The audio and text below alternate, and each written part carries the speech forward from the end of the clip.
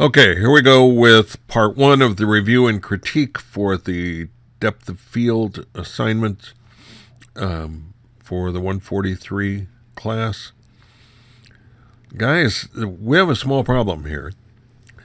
In the instructions, it clearly says that you are to make two different images, each one picked specifically because it works better with either a shallow depth of field or a deep depth of field. Some of you actually read that.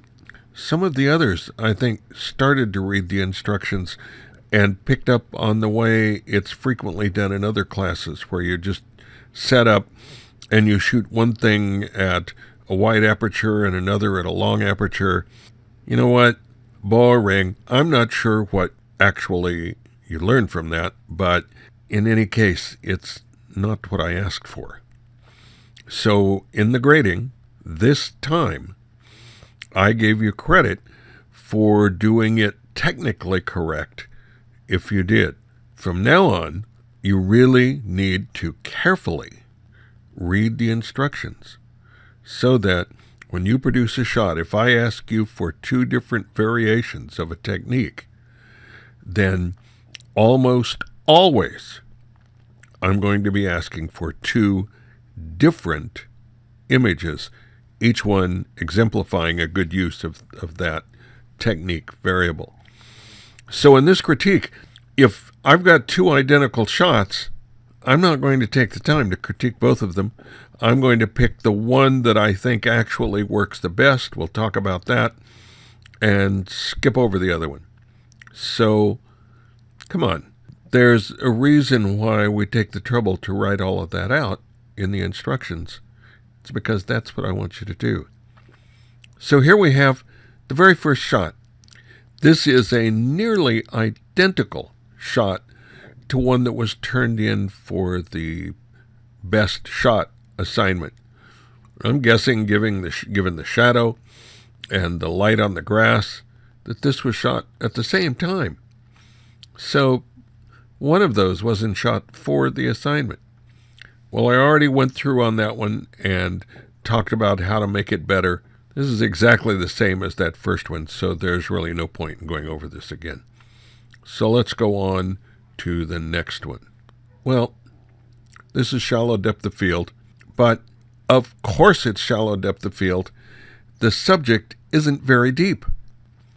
It's just the front row of this box of cosmetics. So the depth of field that's used here, while it makes for an interesting graphic shot, doesn't really depend on shallow depth of field to make the shot work, except for, you've got some background out of focus, whoop-de-doo.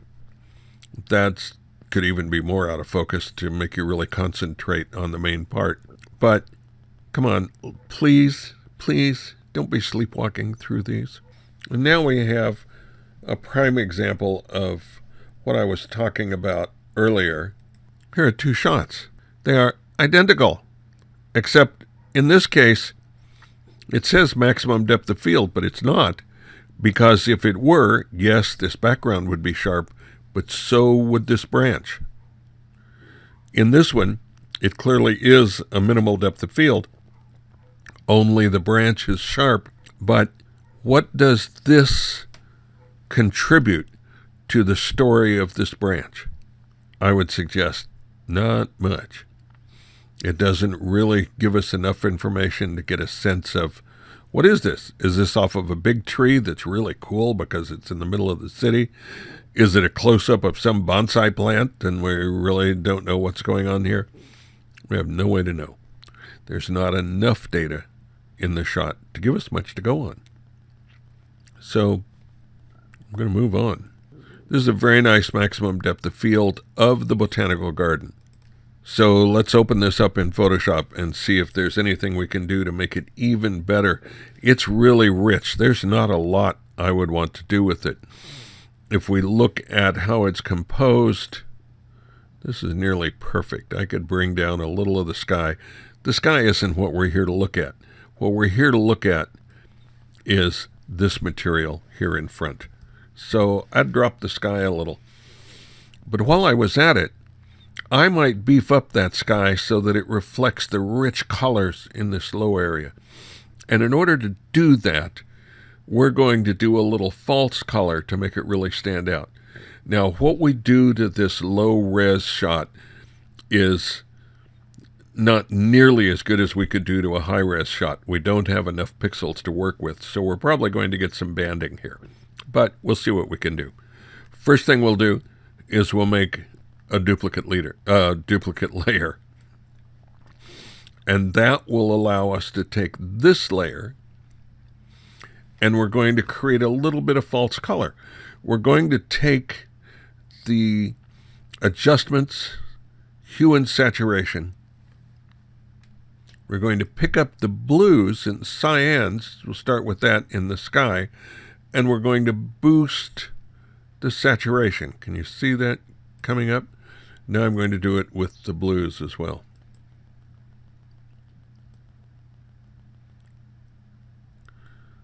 The reason for that is now when we want to bring out that blue, it's going to work much better on a color that is highly saturated. So we're going to say OK. And now we're going to make a duplicate layer from this one. And on this layer, we're going to set this to be a luminosity layer. We'll come up here to Image, Adjustments, Black and White. Now what happens, if you look at this icon, this layer is a black and white layer, but when we look here, we're actually seeing this in color. That's because the luminosity layer imposes the tones from the luminosity layer onto the layer beneath it, and that's what we're seeing, is this second layer with the imposed tones on it. Well, I want to take this down. So I'm going to take our cyans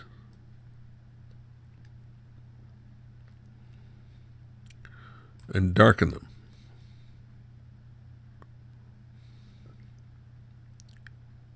Okay.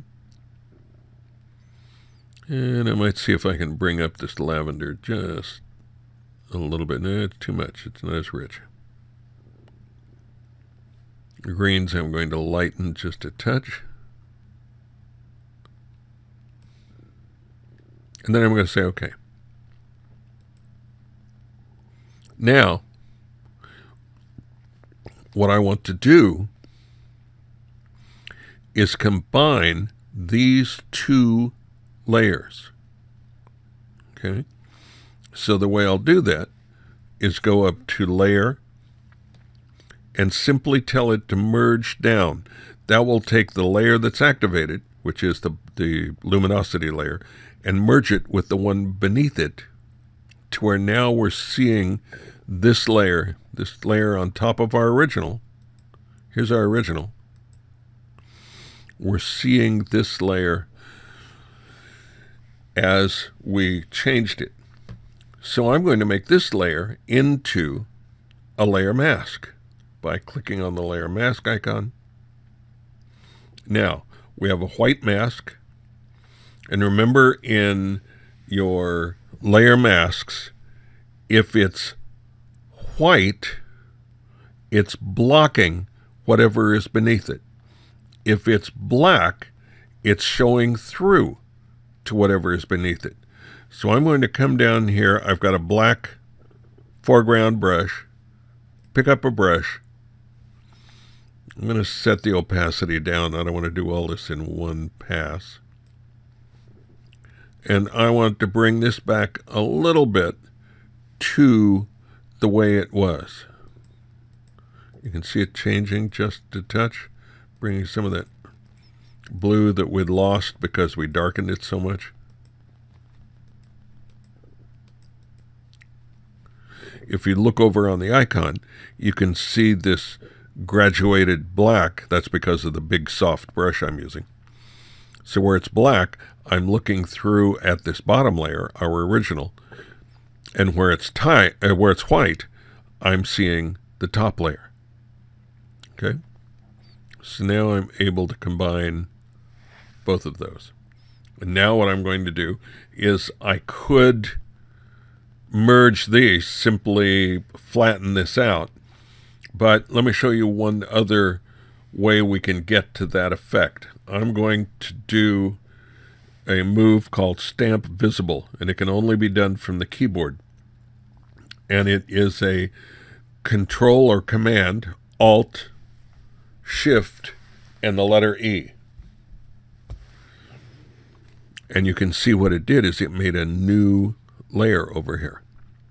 That is the effect of having both of these merged. This is as if we flattened it, but we've kept these other layers if we needed to make some further changes on it. Well, I'm now going to duplicate that layer. And because I would like to lighten up some of this dark stuff in the trees, I'm going to come up and make that a screen layer. Now that's lightened everything, of course. What I want to do is to be able to just bring back or to bring out these shadows in the trees. It's the only parts I want to take.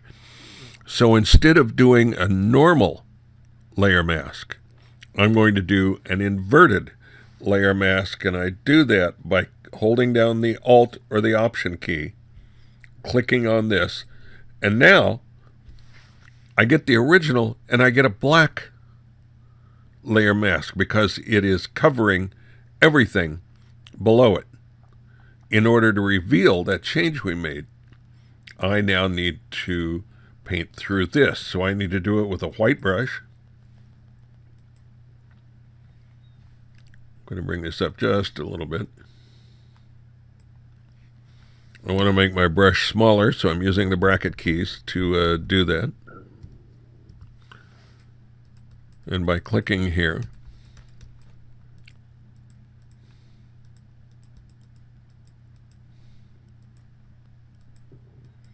I can bring out the shadows.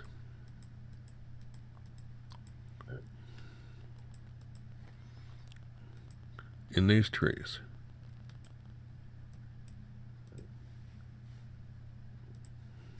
Okay.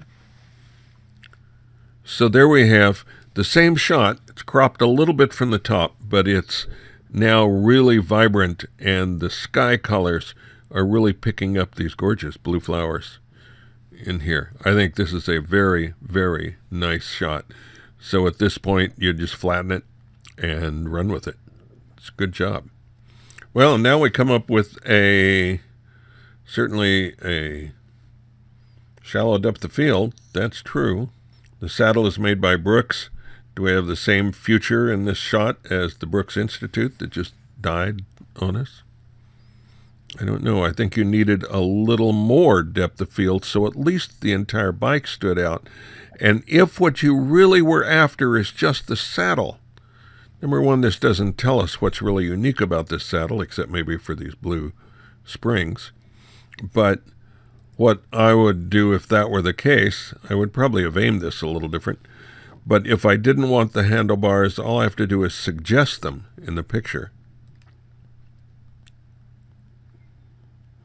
And really focus in on that saddle.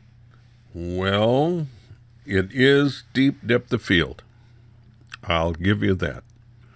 Certainly everything from the foreground to the background is sharp. But what really is the story of this? Is this about this ugly scar of a ditch that runs through this otherwise pristine little park area? I don't know. There's nothing to tell me. Is this something new? Did a giant with a plow come through here and make this? Is it natural? Does it serve a purpose? Is it flood runoff? What is this all about? There is so much information about this shot that we don't have. What we do have is all of this somewhat conflicting detail in here. So it gives us an environment for the park, but we haven't learned anything about this. What it does have is a really strong leading line. This comes swooping into the background. What I would do is take some of that just plain grass away, because it's not doing a thing for us. I certainly don't need all of that sky. And if I want to emphasize the ditch, then I want to make it a bigger part of the whole scheme of things. So this would at least make a better composition if we were talking about that ditch going through the park. But this needs extra stuff.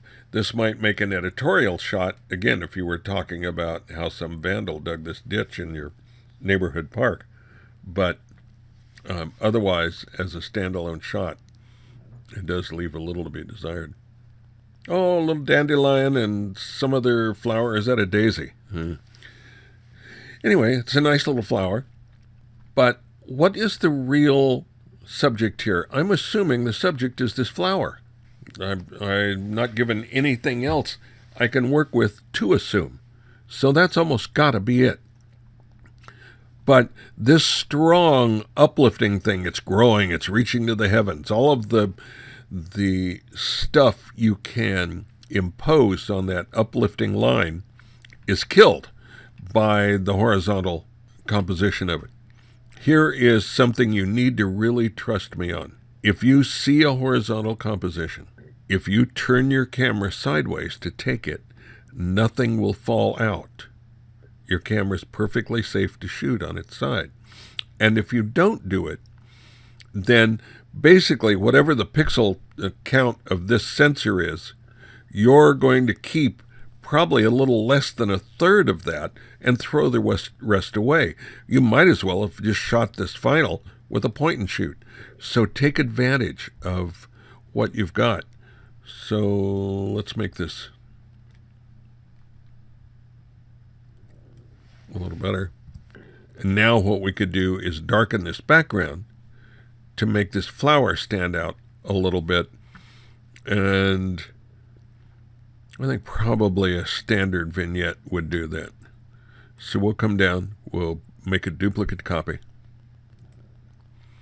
We'll go up and pick a multiply layer. Oh good, that does what I wanted to the background. Now I'm going to do kind of a reverse vignette.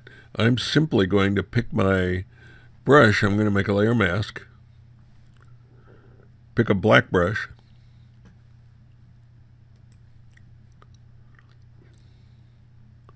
And simply come through.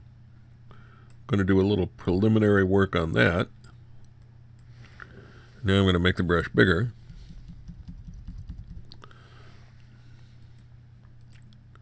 And create more of a vignette.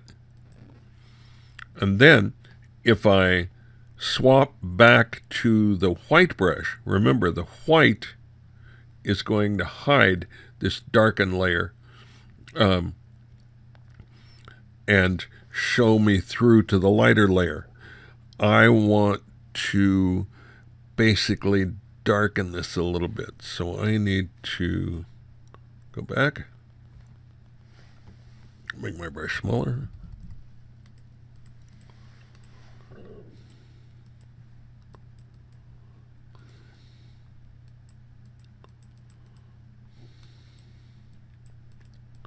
And very selectively make this stand out. Now, I've got a color here, a tone that is bothersome. This line is a really strong line, and it is taking me right out of the picture. I don't want it to take me out of the picture. I want to study this flower. So I need to subdue this a lot. And what I'm going to do is simply get rid of that highlight with a natural color that's there. So I'll flatten this, use my eyedropper tool to pick up a green,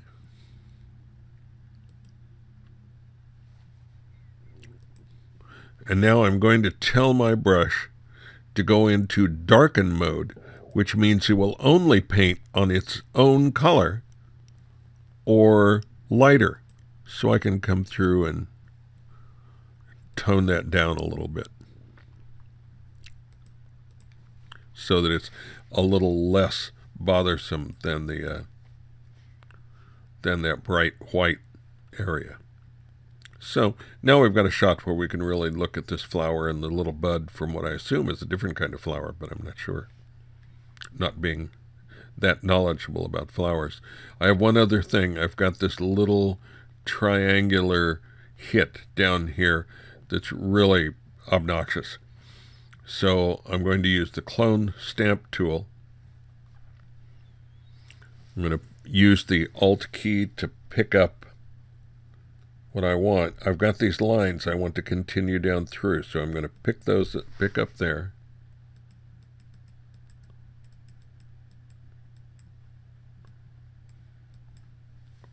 And now we've gotten rid of that. I think I'll also get rid of this little spots here.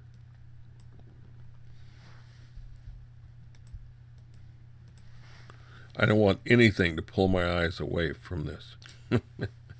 Well, this is supposed to be maximum depth of field, but for something laying flat on the ground, it doesn't require much depth of field to cover that.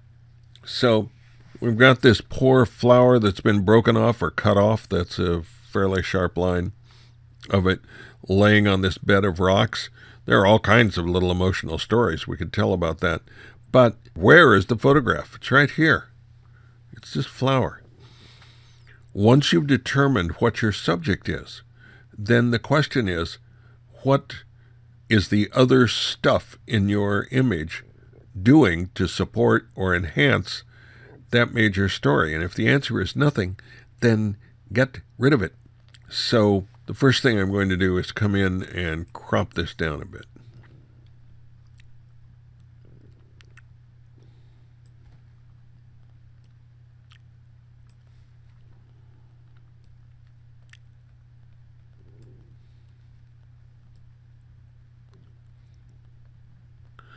I can't do that, so I've got to come in a little bit. Okay, so now we at least know what the subject is. And that's working a little bit better. We could lighten up these shadows just like we did with the botanical garden. But I want to show you another function in Photoshop. This little rock and its shadow is kind of obnoxious right there. That dark black spot really draws your eyes to it. So I want to get rid of it. And now I'll show you a bit of Photoshop magic. In this case, I'm going to use the lasso tool, the selection tool, and I am simply going to come around and select that. The little marching ants shows that it's selected. Then what I'm going to do is hit the delete key. And that brings up this little dialog box. It's fill. You could have gotten to this through the edit menu.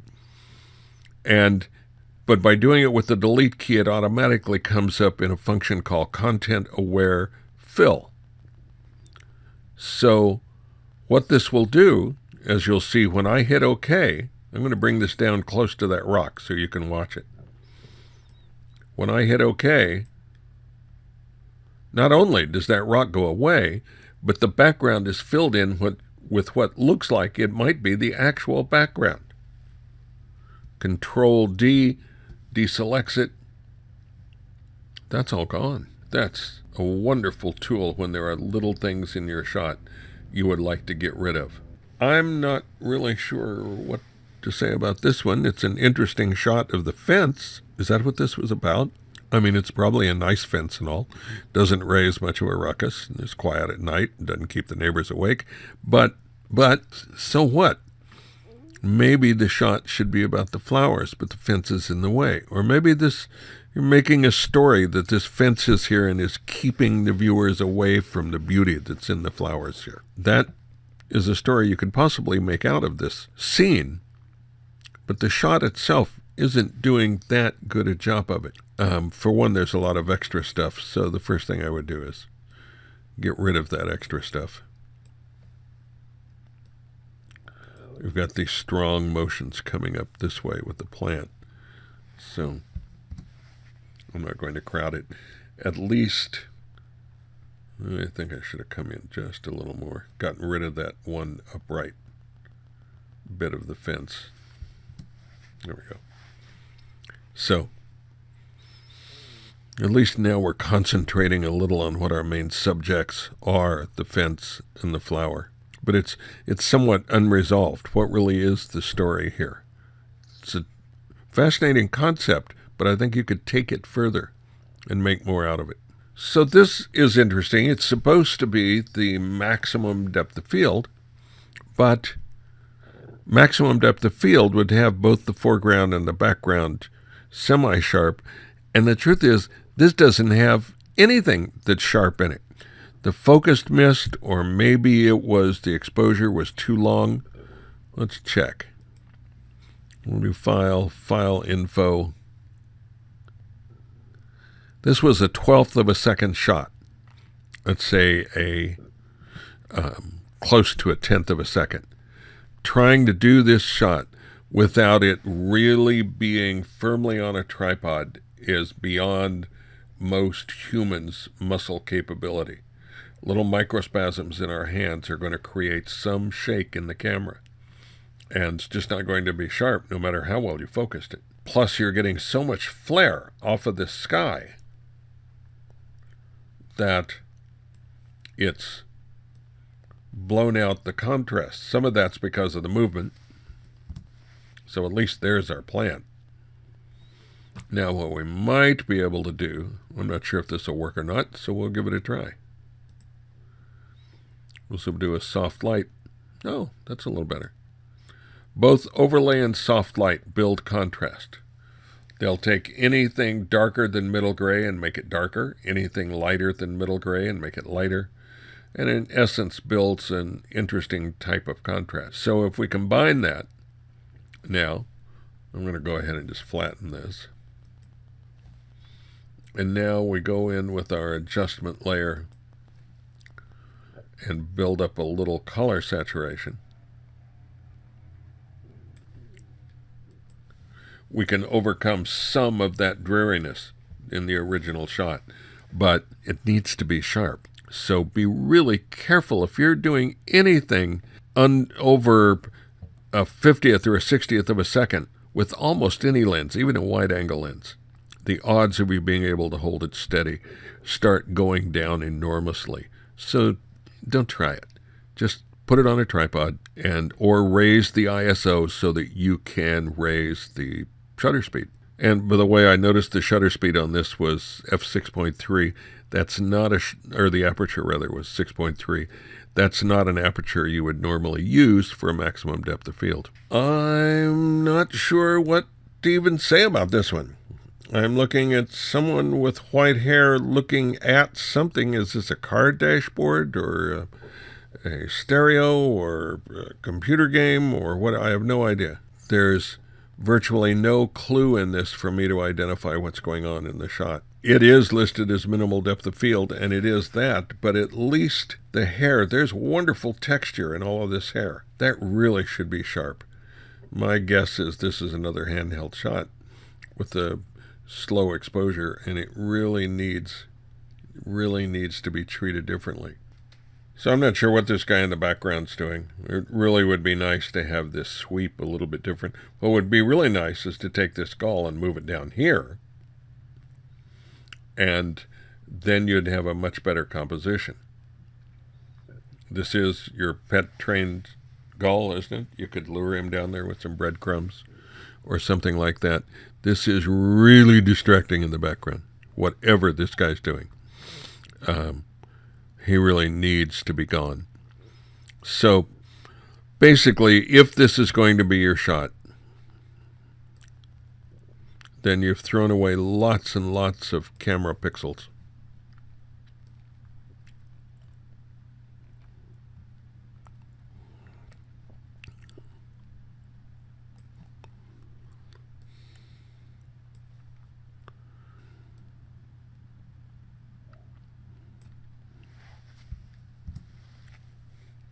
And now what we need to do is go in and get rid of this guy, whatever it takes. Now, I don't know, with all of this convoluted stuff, I don't know if our content-aware fill will do it. If it will, it would certainly be the easiest way, so I'm going to give it a try. If it doesn't work, Then we'll go back and do it the old-fashioned way.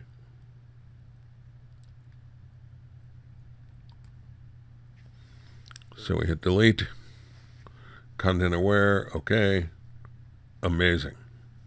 I confess, even I'm amazed by that one. Wow.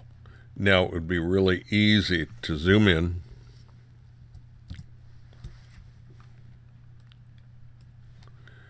Come in with our clone stamp. Pick up this.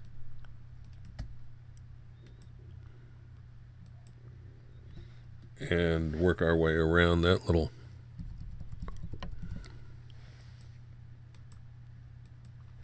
thing, and now that's all gone. But the railing is sharper than the gall at the same point. So was he moving? Did you catch him moving?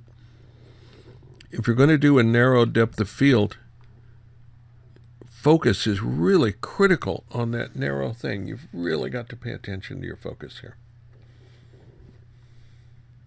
If you're having trouble focusing, make sure that the diopter in your viewfinder is set for your eyes.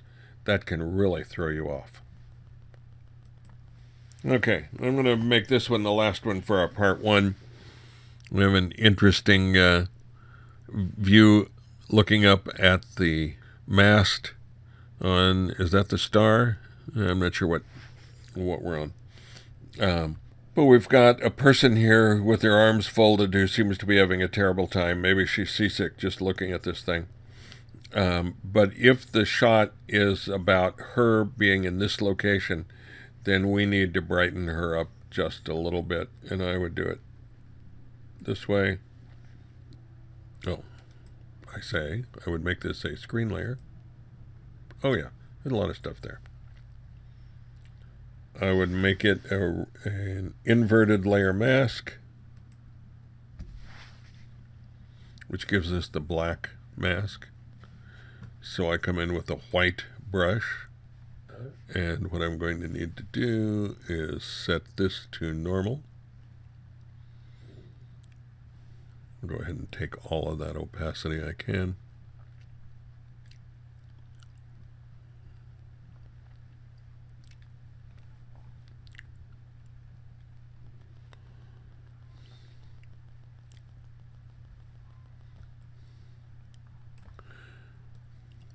And you could go through and pick up a little of this detail that's in shadow.